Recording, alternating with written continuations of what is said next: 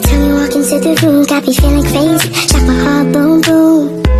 Any other boy would stare, but me I look away, cause you're making me scared. Trying not to breathe, 1, 2, 3. Assalamualaikum warahmatullahi wabarakatuh. Perkenalkan, nama saya Femi Shin dengan NIM A12123038. Saya dari program studi pendidikan bahasa Inggris kelas A.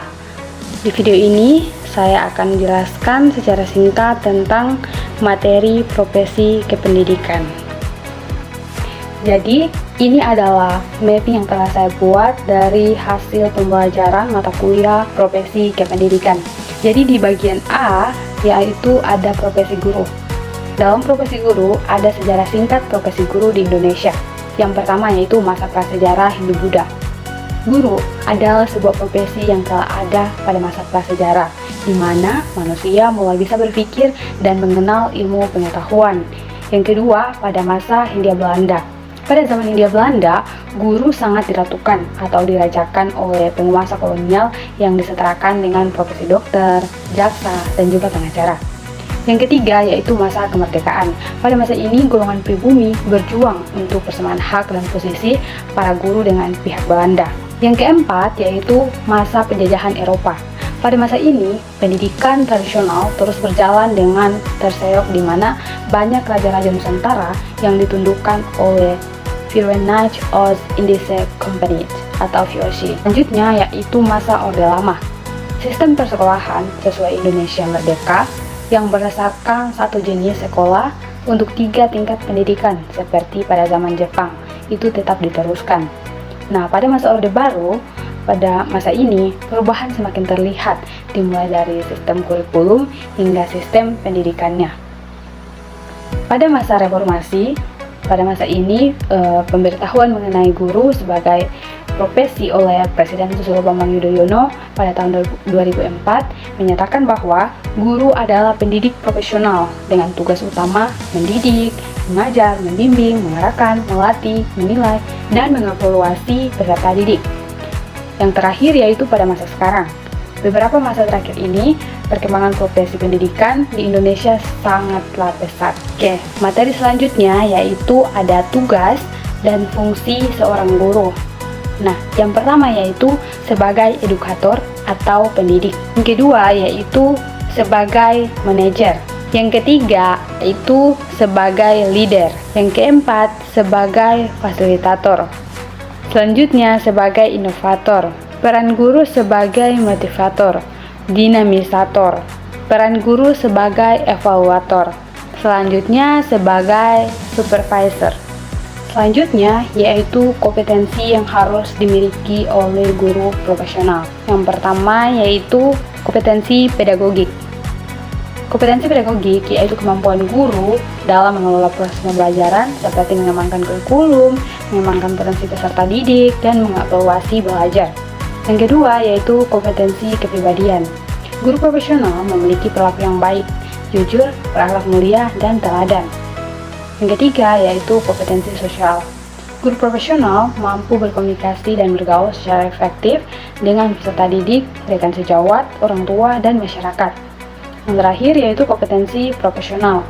Guru profesional mampu menerapkan pengetahuan dan keterampilannya secara profesional untuk mencapai tujuan pendidikan. Setelah itu, kita masuk di bagian B, yaitu komponen-komponen dalam sistem pendidikan guru profesional. Yang pertama, ada komponen-komponen dalam sistem pendidikan di Indonesia, yaitu ada tujuan pendidikan, peserta didik, kurikulum, pendidik, metode pengajaran, evaluasi, fasilitas pendidikan, lingkungan pendidikan, alat, dan fasilitas pendidikan. Jadi itu semua adalah komponen-komponen dalam sistem pendidikan yang ada di Indonesia. Selanjutnya yaitu komponen-komponen dalam sistem pendidikan profesi guru. Yang pertama yaitu kompetensi guru. Kompetensi guru yang harus dimiliki guru yaitu kompetensi profesional, pedagogik, sosial, dan kepribadian. Kompetensi guru merupakan kemampuan untuk melakukan tugas dan kewajiban dengan bertanggung jawab dan layak. Yang kedua yaitu sistem pembelajaran. Sistem pembelajaran atau PPG meliputi perkuliahan, praktikum, dan praktek pengalaman lapangan. Kegiatan ini dilakukan secara tatap muka dan dipantau langsung oleh dosen yang ditugaskan. Yang terakhir yaitu kelulusan, calon siswa, proses pendidikan, manusia, metode, dan materi. Itu dia adalah komponen-komponen yang berpengaruh dalam menghasilkan guru profesional. Oke, selanjutnya kita masuk di bagian C, yaitu model-model pre-service pendidikan guru. Perlu kita ketahui, pre-service atau pendidikan prajabatan, pendidikan guru itu merupakan sebuah fase di mana mempersiapkan tenaga kependidikan untuk memperoleh pengetahuan, keterampilan, dan sikap yang dibutuhkan sebelum bertugas atau berdinas. Yang pertama yaitu model konkaren pre-service pendidikan guru. Model konkaren yaitu suatu model penyelenggaraan pendidikan guru yang menyiapkan calon guru yang dilakukan dalam satu nafas, satu fase antara penguasaan bidang studinya atau subject matter dengan kompetensi pedagogik atau ilmu kependidikan. Selanjutnya ada perbedaan model konkuren dan konsekutif dalam pre-service pendidikan guru. Perbandingan antara pendekatan konkaren dan juga konsekutif dalam pendidikan guru dapat dilihat dari beberapa aspek utama, yaitu pendekatan konkaren memungkinkan berbagai kegiatan seperti pembelajaran, teori, dan praktik mengajar itu dilakukan secara bersamaan. Sebaliknya, pendekatan konsekutif mengharuskan calon guru menyelesaikan satu tahap terlebih dahulu, misalnya pembelajaran teori, sebelum melanjutkan ke tahap berikutnya. Selanjutnya yaitu pengaruh model pre-service pendidikan guru terhadap profesionalitas guru. Aspek profesionalitas yang dipengaruhi yaitu kompetensi pedagogik. Yang kedua, kompetensi kepribadian. Yang ketiga, kompetensi sosial. Yang keempat, kompetensi profesional. Dan yang kelima yaitu etika dan moral. Selanjutnya kita masuk dalam bagian D, yaitu model-model in-service pendidikan guru dalam pengembangan menuju guru profesional. Yang pertama yaitu makna in-service training dan upgrading. In-service training dalam bahasa Indonesia sering disebut pendidikan dalam jabatan. Yang kedua yaitu upgrading. Pengertian upgrading yaitu penataran. Sebenarnya tidak berbeda jauh dengan in-service training. In-service training dan upgrading merupakan salah satu fungsi kepengawasan atau supervisi yang sangat penting. Karena seorang guru pada dasarnya sudah dipersiapkan melalui lembaga pendidikan guru sebelum terjun ke dalam jabatannya. Selanjutnya, artikel jurnal yang saya ambil itu ada dua. Yang pertama yaitu In-Service Training dan Upgrading. Yang kedua judulnya yaitu Pengaruh In-Service Training dan Upgrading terhadap kinerja guru pendidikan agama Islam. Kita masuk di bagian F, yaitu permasalahan-permasalahan dalam profesi guru. Ada tantangan internal. Yang pertama yaitu kurangnya motivasi dan minat untuk belajar. Yang kedua, kesulitan mengatur waktu dan prioritas. Yang ketiga, ada keterbatasan kemampuan dan juga potensi.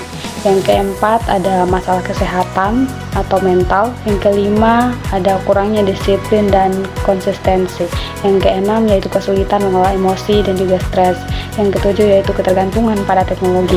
Selanjutnya yaitu penting dan sulitnya program pendidikan guru. 1. Meningkatkan kompetensi guru.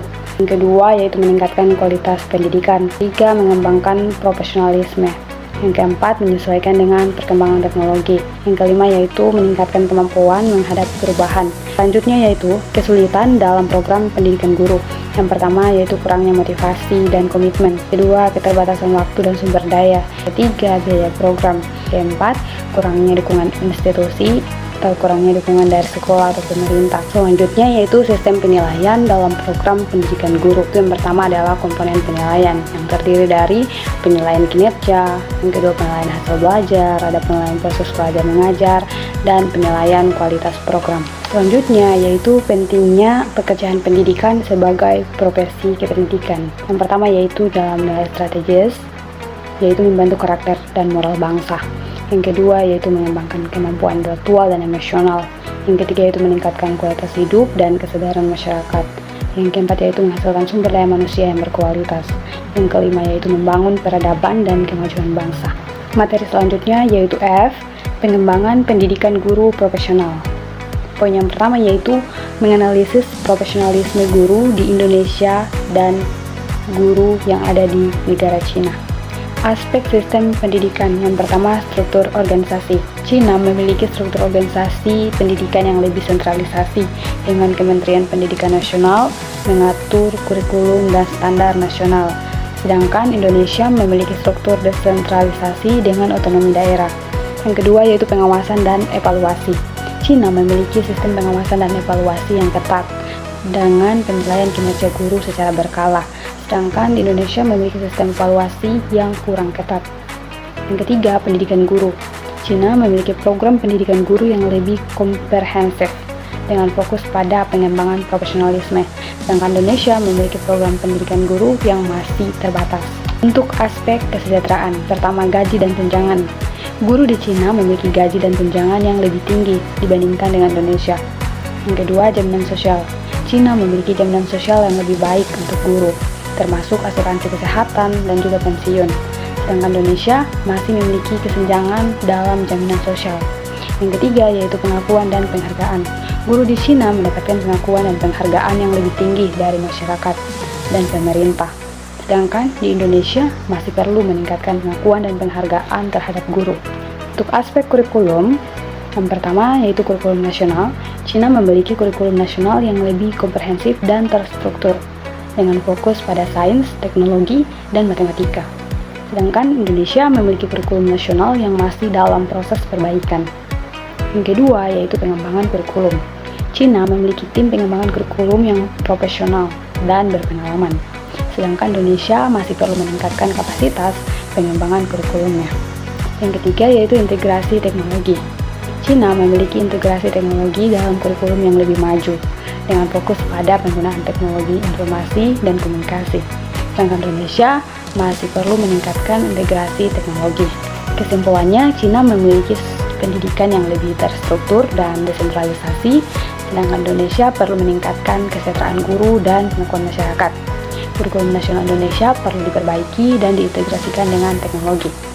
Yang keempat yaitu pengembangan profesionalisme guru perlu ditingkatkan juga di Indonesia. Sekian materi dari saya akhiri. Wassalamualaikum warahmatullahi wabarakatuh.